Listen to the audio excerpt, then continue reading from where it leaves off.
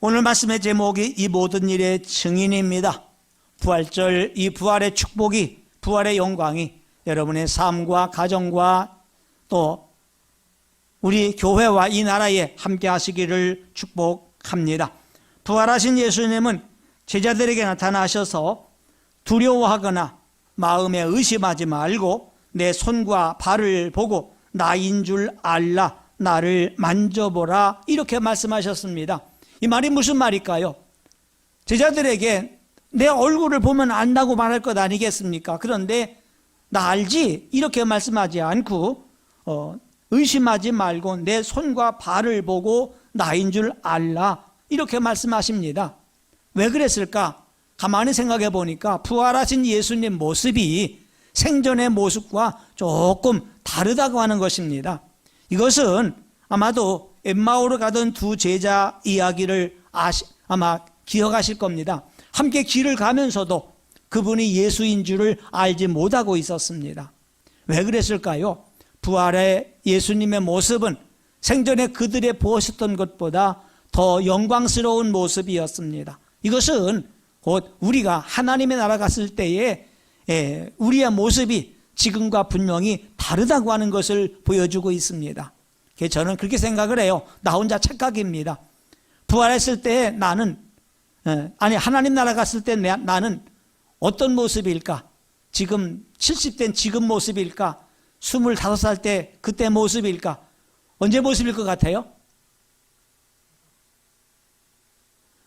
아마 내 생각인데요, 가장 멋지고 잘생겼던 제 아내가 나를 좋아하던 그때 모습일 것 같고, 또 제가 제 집사람을 제일 좋아했던 그때 20살 전후의 그때 모습일 것 같아요. 그러니 하나님 나라 가서 지금처럼 머리 허옇고 배 나온 내 모습을 찾을 수가 없잖아요. 그때 모습과 지금 모습이 어렴풋이 있기는 있겠지만, 그러나 그때 모습을 찾으면 찾을 수가 없단 말입니다. 부활하신 주님은 분명히 가장 아름다운 모습이었을 겁니다. 십자가에서 일그러지고 피 흘리고 고통당하시던 그런 모습은 아니란 말이지요. 그렇기 때문에 그 얼굴 모습을 통해서 부활하신 예수님을 찾을 수가 없습니다. 손과 발에 못 박힌 자욱을 보고 알라고 말씀하십니다. 그러면서 또 여기 보면은 구운 생선 도막을 이제 잡수십니다. 왜 그렇게 했을까요? 구운 생선 도막을 42절에 보니까 한 도막을 드리니까 그 앞에서 잡수셨습니다. 배가 고프고 시장에서 잡수신 것이 아닙니다.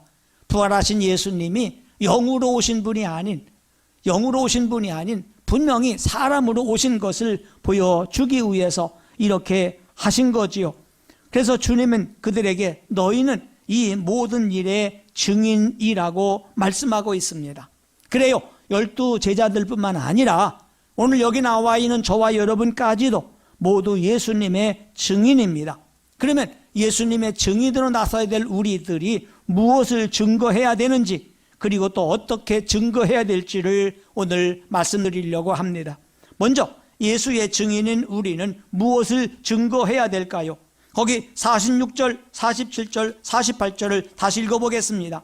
이같이 그리스도가 고난을 받고 제3일에 죽은 자 가운데서 살아날 것과, 첫째는 고난의 증인입니다. 또 그 이름으로 죄사함을 받게 하는 회개가 예루살렘에서 시작하여 모든 족속에게 전파될 것을 기록하였으니 부활의 증인이고, 또한 우리 죄 용서받은 사죄의 증인임을 분명히 말씀하고 있습니다. 너희는 이 모든 일의 증인이라. 볼지어다 내가 아버지께서 약속하신 것을 너희에게 보내리니 너희는 위로부터 능력으로 입혀질 때까지 이 성에 머물라, 이렇게 말씀하고 있습니다. 우리는 첫째는 부활의 증인입니다. 두 번째는 고난의 증인입니다. 두 번째는 부활의 증인입니다. 그리고 죄 용서받은 사죄의 증인이라고 말씀하고 있습니다. 예수님이 십자가에 죽으실 때에 수많은 무리들이 주변에 운집해 있었습니다. 그들은 그리고 그 옆에서 군인들이 창으로 옆구리를 찔러 예수님의 죽음을 확인해 주기도 했습니다. 그러나 그 사람들은 예수님의 고난의 증인이 될 수는 없었습니다. 예수님이 죽으시는 옆에 있었다고 해서 고난의 증인 될 수가 없습니다. 왜 그렇습니까? 그들은 십자가 죽음의 의미를 알지 못하기 때문입니다. 46절에 이같이 그리스도가 고난을 받고 라고 말씀하고 있는데요, 이것은 곧 십자가 죽으심을 가리키고 있는 것입니다. 이 말씀은 승천하기 위해서 감람산으로 가시는 길에 하신 말씀이거든요. 그들도 처음에는 주님의 죽으심의 뜻이 뭔지를 몰랐습니다. 그러나 주님이 부활하신 이후에 죽으심의 의미를 분명히 알았습니다. 예수님의 죽으심은 자기 죄 때문에 죽으신 것이 아니었습니다. 우리의 죽음은 자기 죄 때문에 죽습니다. 죄인으로 태어났기 때문에 죄 가운데 살다가 죄 가운데 죽을 수밖에 없는 게 우리 인생이거든요. 그러나 예수님의 죽으심은 세상 죄를 지고 죽으심이었습니다. 주님의 죽으심은, 주님의 고난당하심은 곧 우리를 위한 것이었습니다. 주님이 고난당하지 않고 주님이 죽지 않았다면 우리에게 죄 용서받을 수 있는 길은 없었습니다. 주님의 고난은 속죄의 고난입니다. 우리는 바로 이것을 증언할 수가 있어야 되는 거지요. 두 번째로 우리는 부활의 증인입니다. 오늘 새벽에 말씀을 드렸습니다. 예수님의 무덤을 지키던 군인들이 있었습니다. 어쩌면 부활의 증인이 누굴까? 부활의 장면을 똑똑히 목격했던 그 무덤을 지키던 군인들이 돼야 되거든요. 그런데 그들은 증인이 되지 못했습니다. 대제사장을 찾아가서 예수님이 부활했다는 사실을 증거해 주었거든요. 그런데 그들은 예수님 부활의 증인이 되지를 못했습니다. 뭐 때문입니까? 돈 몇 푼에 매수가 되었기 때문입니다. 그런 사람들은 증인의 자격이 없습니다. 마태복음 28장에 보게 되면 나중에 이 사람들이 돈을 받은 것까지도 다 소문이 나고 말았습니다. 만약에 예수님의 부활이 사실이 아니라면 대제사장이나 이 사람들이 그 목격자들을 돈으로 매수할 이유가 없거든요. 근데 돈으로 매수했다고 하는 건 뭘 말합니까? 자신들도 예수님의 부활이 사실인 것을 인정했다는 것이 되고 말았습니다. 그러나 어쨌든 돈 받은 사람들은 부활의 증인이 될 수가 없었습니다. 그들은 부활의 의미를 바로 알지 못했습니다. 이제는 우리들에게 부활의 증인이 될 것을 요구하고 있습니다. 왜요?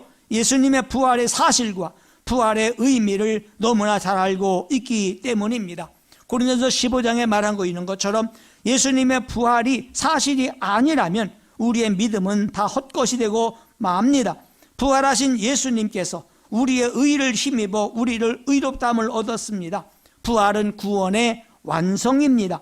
그렇기 때문에 믿는 사람은 현재 받은 구원이 있습니다. 이것은 영혼의 구원입니다. 그러나 영혼만으로서 온전한 사람이 되는 건 아닙니다. 우리 육신도 구원을 받아야 됩니다. 우리 영혼이 예수 믿을 때 구원받는 것처럼 우리의 육신은 주님이 다시 오실 때에 우리가 부활함으로써 온전히 이루어지게 되는 것입니다. 그렇기 때문에 주님이 부활하신 것처럼, 부활하신 그 몸처럼 우리도 부활하게 됩니다. 이것이 우리의 부활의 의미고 이 부활의 증인이 되어야 합니다. 더 나아가서 우리의 증인은 예수님께서 우리 죄를 다 용서해 주었다고 하는 사죄의 증인입니다. 스가랴 13장에 그랬어요. 그날의 더러움과 죄를 씻는 셈이 다윗의 족속과 예루살렘 주민을 위해서 열리리라. 바로 그날이 언제입니까? 예수님이 십자가에서 죽으시는 그날입니다. 그 예수님이 십자가에 죽는 그날 죄와 더러움을 씻는 셈이 열릴 거라고 그랬습니다. 갈보리 십자가 보혈을 가리키고 있는 것입니다. 그래요, 우리는 예수 그리스도의 피로 모든 죄를 씻음받은 사람들입니다. 그래서 예수님이 십자가상에서 아버지여 저들의 죄를 용서하여 주옵소서, 자기들이 하는 것을 알지 못함이니이다 하고 간구했습니다. 그 예수님의 마지막 기도가 우리의 모든 죄를 다 씻어줄 수가 있었습니다. 그러나 이 사죄의 은총은 모든 사람에게 임하는 것은 아닙니다. 예수님은 모든 사람을 위해 죽으셨지만 그 죽으심이 적용되는 사람은 누구겠습니까? 자기의 죄를 회개하고 주님을 영접하는 사람에게만 이 사죄가 이루어질 수가 있다고 하는 사실을 기억해야 됩니다. 만약에 하루에 7번이라도 내게 죄를 얻고 7번 내게 돌아와서 내가 회개하노라 하거든 용서해 주라고 하신 말씀이 바로 이런 말씀입니다. 다시 말하면 회개가 사죄의 전제 조건이란 사실입니다. 그렇기 때문에 여기서도 말하기를 그 이름으로 죄 사함을 얻게 하는 회개가 이루어질 것이라고 말씀하고 있습니다. 이제 우리는 죄 용서받은 사람들입니다. 예수의 보혈을 의지하는 사람들은 죄 용서받았기 때문에 우리는 이 죄 용서받은 사죄의 증인이 될 수가 있습니다. 자, 그러면은 예수의 증인된 우리가 어떻게 증거해야 되는가? 고난의 증인, 부활의 증인, 사죄의 증인인데 우리가 증인이 되기 위해서는 필요한 것이 있어요. 바로 목격자들이라고 하는 것입니다. 여기 있었던 예수님의 제자들이나 또 여인들이나 이런 사람들은 예수님의 부활을 직접 목격한 사람들이기 때문에 증언할 수가 있는데 안타깝게도 우리는 그 현장에 있지 않았습니다. 그러면 우리가 어떻게 예수님의 증인될 수가 있을까요? 내가 눈으로 보지 못했다 할지라도 알고 있는 사실에 대해서 그대로 증언하면 되는 것입니다. 그러기 위해서는 성경 말씀을 바로 깨달아야 되는 것이지요. 그래서 44절과 45절에 이렇게 말하고 있지요. 내가 너희와 함께 있을 때에 너희에게 말한 바 곧 모세의 율법과 선지자의 글과 시편에 나를 가리켜 기록된 모든 것이 이루어져야 하리라 한 말이 이것이니라 말하면서 이에 그들의 마음을 열어 성경을 깨닫게 하시고 이렇게 말했습니다. 제자들이 증인이 되기 위해서는 마음의 눈을 뜨고 성경을 깨달아야만 됐습니다. 우리 눈으로 직접 본 것보다 보지 못한 게 사실은 더 많습니다. 내 눈으로 본 것만 믿는다면 세상에서 믿을 만한 것들이 그렇게 많지 않습니다. 때로는 또 우리 눈으로 보는 것도 착각하거나 잘못 보는 경우도 얼마나 많이 있다고요. 지금도 안 잊어버려요. 창동 사거리에 육교가 있을 때입니다. 육교를 이렇게 올라가는데 저쪽에서 아는 분이 오고 있어요. 그래서 반가워서 오랜만에 만난 분이에요. 그래서 안녕하세요 그랬더니요, 이분이 날 보더니 그래요. 좋아하세요? 그러고 보니까 내가 알고 있던 그분이 아닌 거야. 지금처럼 마스크 쓸 때도 아니었어요. 그럼 뭐라고 말하겠습니까? 저 모르세요? 저 평안교회 목사입니다. 그리고 그냥 와버리고 말았습니다. 물론 어떤 경우는요, 제가 목사이다 보니까 동네 사람들이 다 알아요. 웬만하면 인사해야 돼요. 왜 인사 안 하면은요, 평안교회 목사님 되게 건방지다고, 인사도 안 한다고 이 말 들을까 봐서 그냥 눈빛만 마주치면 무조건 인사를 하거든요. 근데 때로는 그 사람일 거라고 아는데 아닌 경우도 있잖아요. 한 번 더 황당한 때가 있었어요. 지나가는데 누가 날 등을 탁 때리면서 나 아는 척도 안 하냐고 그래요. 그래서 예? 하고 쳐다보니까 저를 보고 그래요. 죄송합니다. 난 뒷모습 보고 제가 아는 사람인 줄 알았어요. 또 이러잖아. 등은 왜 때려 그런데? 그러니까 내가 눈으로 보는 것이 온전하지 않은 경우도 많이 있습니다. 본다고 해서 모든 것이 다 사실인 것은 아니더라 그 말입니다. 그렇기 때문에 눈으로 본 건 못지않게 중요한 것이 있습니다. 깨달아 아는 것입니다. 예수님의 고난의 증인, 부활의 증인, 또 사죄의 증인 되기 위해서는 내가 보지 못했다 할지라도 성경을 통해서 깨닫고 성경을 통해서 아는 것을 증언하면 되는 것입니다. 또한 우리가 증인되기 위해서는 성령의 능력을 받아야 됩니다. 거기 49절에 그랬지요. 볼지어다 내가 아버지께서 약속하신 것을 너에게 보내리니, 이분이 누굽니까? 성령님이잖아요. 너희는 위로부터 능력으로 입혀질 때까지 이 성에 머물라고 말씀하십니다. 조금 전에 너희는 이 모든 일의 증인이라고 그랬어요. 그러면 지체하지 말고 빨리 나가서 사람들에게 전해야 되는데 여기 이 성에 머물라고 한 이유는 무엇입니까? 그들에게 성령이 임하실 것이기 때문입니다. 그래서 같은 이 누가복음을 쓴 누가가 쓴 성경이 사도행전이잖아요. 사도행전 1장 4절과 1장 8절에서 이 사실을 기록하고 있습니다. 사도와 함께 모이사 그들에게 분부하여 이르시되 예루살렘을 떠나지 말고 내게 들은 바 아버지 약속하신 것을 기다리라. 너희는 몇 날이 못되어 성령으로 세례를 받으리라고 말씀했지요. 성령이 너에게 임하시면 너희가 권능을 받고 예루살렘과 온 유대와 사마리아와 땅끝까지 이르러 내 증인이 되리라고 말했습니다. 성령의 능력 받지 못하고 자기들의 열심만 가지고 하려면 잘 되지 않습니다.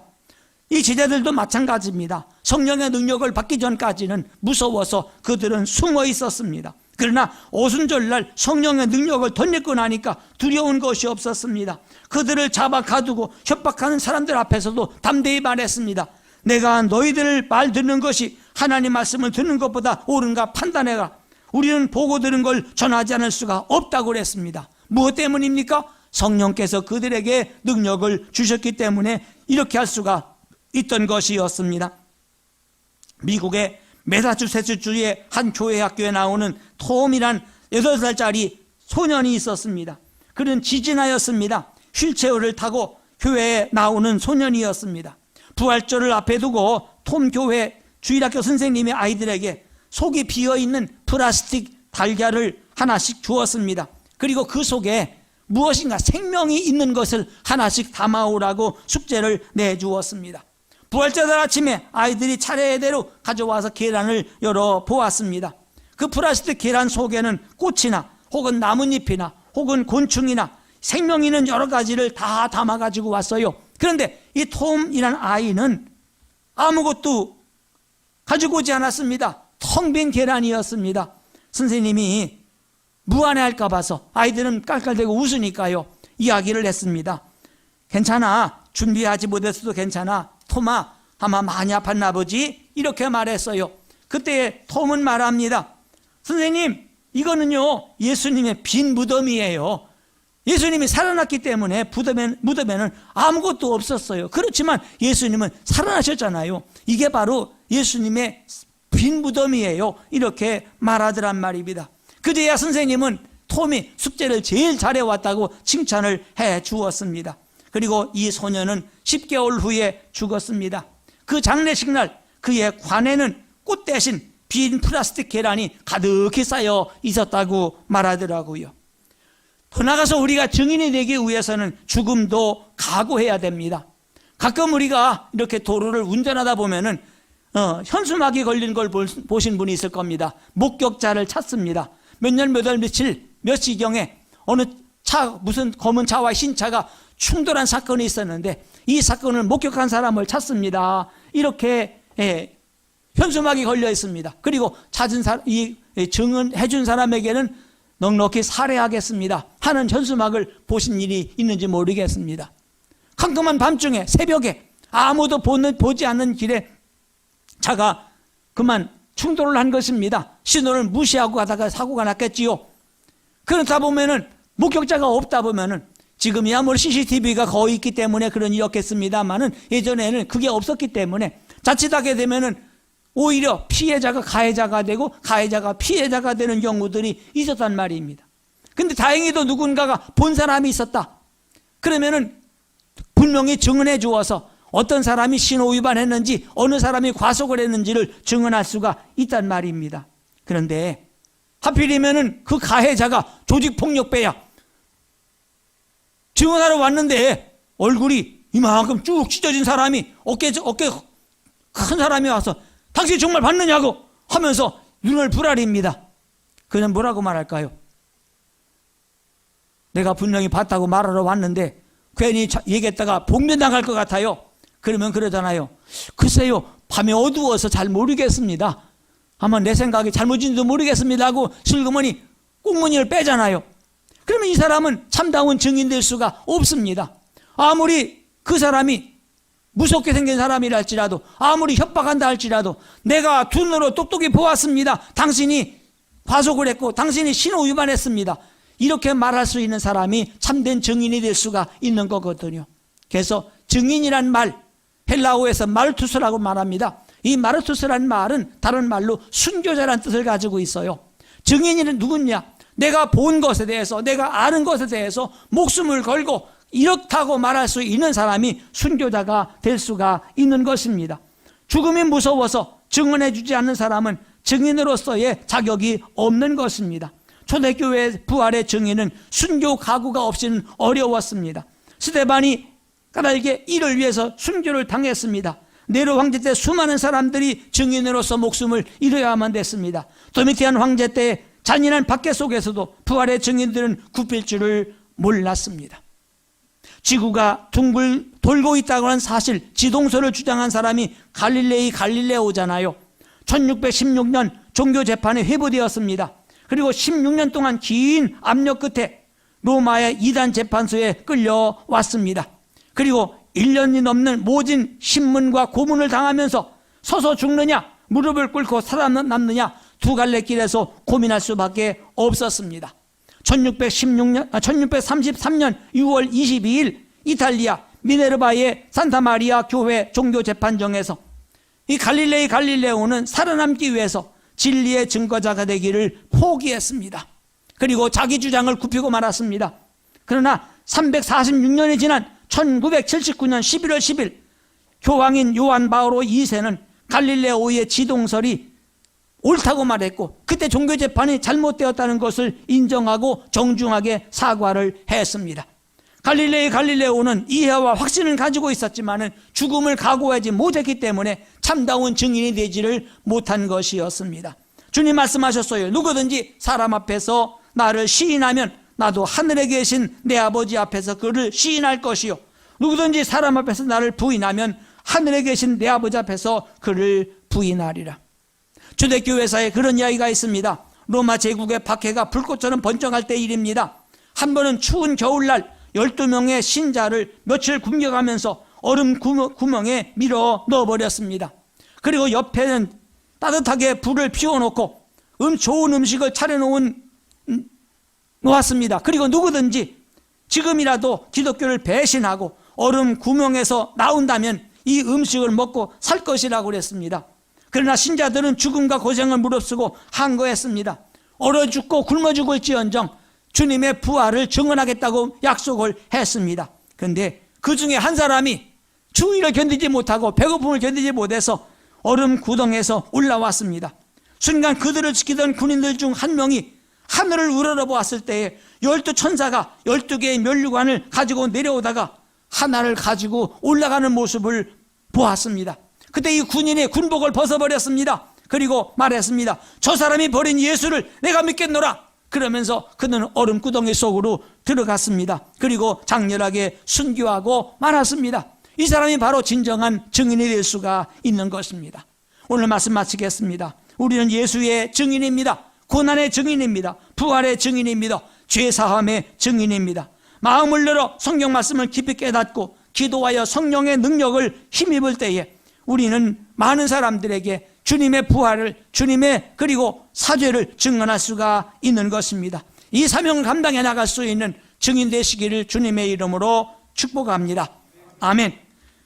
늘 살아계셔서 우리와 함께 하시는 고마우신 주님, 우리 주님께서 우리를 위해서 십자가에 죽으셨고 주님께서 우리를 위해 살아나셨으며 또한 우리의 모든 죄를 용서해 주었다고 하는 이 사실을 분명히 믿고 이 주님의 증인이 되기를 원합니다. 주님, 우리 능력만 가지고는 부족하고 우리 결심만 가지고는 부족합니다. 성령의 능력을 힘입지 않고는 이 사명을 감당해 나갈 수가 없사오니 늘 능력으로 붙잡아 주셔서 어느 곳에서든지 주님을 부끄러워하지 아니하고 증언할 수 있는 증인들이 될 수 있도록 도와주시옵소서.